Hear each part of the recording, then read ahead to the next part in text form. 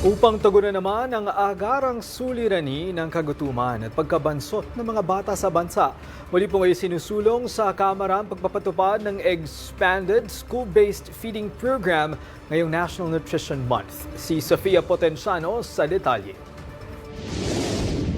Ipinaglalaban ni House Speaker Faustino Boji III ang panukalang batas na lalong magpapalawak sa school-based nutrition program sa bansa. Hakbang ito matapos silabas ng DOST-FNRI ang pinakahuling ulat na nagpapakitang umaabot sa 25.3% ang child stunting o pagkabansot ng mga batang Pilipino noong 2025.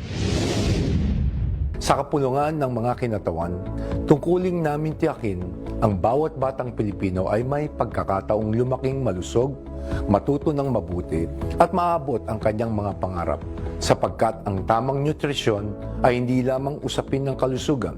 Ito ay usapin ng pagkakataon, dignidad at pag-asa para sa kinabukasan. Bilang isa sa mga pangunahing may akda ng House Bill No. 9466, binigyang diin ni Speaker D ang kahalagahan ng agarang pagpapatupad ng isa sa mga LEDA priority measures ng pamahalaan. Layunin ng panukala na palawakin ang school-based feeding program at maabot hindi lamang ang mga mag-aaral, kundi pati ang iba pang nutritionally vulnerable sectors.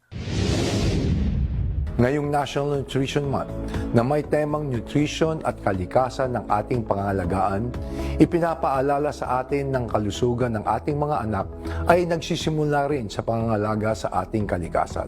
Dahil dito, hinihikayat din ng leader ng Kamara ang bawat pamilyang Pilipino, paaralan at lokal na pamahalaan na magkaisa sa pagsusulong ng wastong nutrisyon at pangangalaga sa kalikasan upang walang batang Pilipino ang maiwanan. Para sa totoong balita sa Bagong Pilipinas, Sofia Potenciano, 13 sa tanghali ng Congress TV.